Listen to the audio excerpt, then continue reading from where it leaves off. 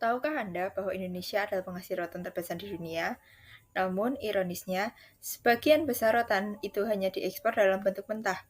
Padahal, jika dikelola dengan baik, rotan bisa menjadi produk bernilai tinggi, mulai dari furniture yang elegan, kerajinan tangan yang unik, hingga aksesoris yang berkelas. Sebagai mahasiswa ketahanan, saya, Amreta Aurin, melihat rotan bukan hanya sebagai komoditas ekonomi, tetapi juga sebagai solusi ramah lingkungan di Indonesia. Hari ini saya akan mempresentasikan sebuah rencana berbisnis bertajuk Karya Rotan yang Indah, yang mengangkat potensi lokal dari Kalimantan Tengah dalam pengelolaan dan penjualan produk rotan, serta strategi agar produk kita mampu bersaing di pasar domestik.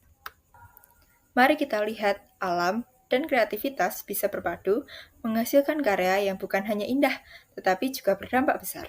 Rotan merupakan salah satu sumber daya alam yang melimpah di Indonesia, terutama di daerah Kalimantan, Sumatera, dan Sulawesi. Rotan memiliki nilai ekonomi yang tinggi karena sifatnya yang kuat, lentur, dan mudah dibentuk, sehingga sering digunakan sebagai bahan baku furnitur, kerajinan tangan, dan dekorasi. Dengan meningkatnya kesadaran akan produk ramah lingkungan, permintaan furnitur dan kerajinan rotan terus meningkat, baik di pasar domestik maupun internasional. Maka dari itu, saya berencana membangun bisnis pengelolaan dan penjualan produk rotan yang berkualitas tinggi dengan target pasar lokal maupun ekspor. Profil bisnis yang saya miliki bernama Rotan Karya Indah dengan bentuk usaha Community Phenotypes atau GV yang berlokasi di Kalimantan Tengah. Badan usaha pengelolaan dan penjualan produk rotan dalam bentuk furniture, kerajinan, ataupun aksesoris.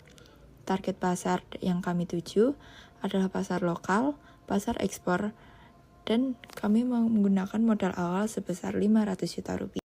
Yang selanjutnya adalah analisis pasar. Yang pertama adalah potensi pasar. Mengapa kita memilih rotan? Karena Indonesia merupakan salah satu produsen rotan terbesar di dunia. Selain itu, tren produk ramah lingkungan meningkatkan permintaan furniture rotan. Dan juga harga jual rotan olahan yang lebih tinggi dibandingkan rotan. Yang kedua ada target konsumen. Ada perorangan, bisnis, dan ekspor.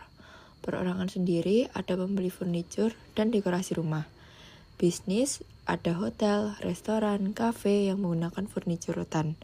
Jika ekspor, ada perusahaan importir di Eropa dan Amerika yang mencari bahan baku. Dan yang ketiga adalah kompetitor. Yang pertama ada pengrajin rotan tradisional yang biasanya berskala kecil. Yang kedua, perusahaan ekspor rotan besar seperti di Jawa dan Bali. Strategi untuk kita bersaing adalah menyediakan produk berkualitas dengan desain modern, harga kompetitif dengan kualitas ekspor, dan memanfaatkan pemasaran digital seperti e-commerce dan media sosial. Selanjutnya ada rencana produksi, yaitu memuat bahan baku, proses produksi, dan kapasitas produksi. Yang pertama ada bahan baku, yang memuat tentang rotan mentah dari petani lokal, dan bahan pendukungnya, yaitu cat kayu, vernis, lem, dan anyaman sintetis. Yang kedua adalah proses produksi, yang memuat 3 hal, yaitu pengolahan rotan mentah, pembuatan produk, dan finishing. Pengolahan rotan mentah adalah pemilihan rotan yang berkualitas, dan pengawetan juga pengeringan. Pembuatan produk memuat furniture, kerajinan, dekorasi. Sedangkan finishing memuat tentang amplas, pewarnaan, dan coating untuk ketahanan produk. Lalu yang ketiga ada kapasitas produksi, yaitu yang awal 50-100 produk per bulan, dan ekspansi meningkatkan produk hingga 300 produk per bulan dalam 2 tahun. Yang selanjutnya ada strategi pemasaran, yaitu online dan offline.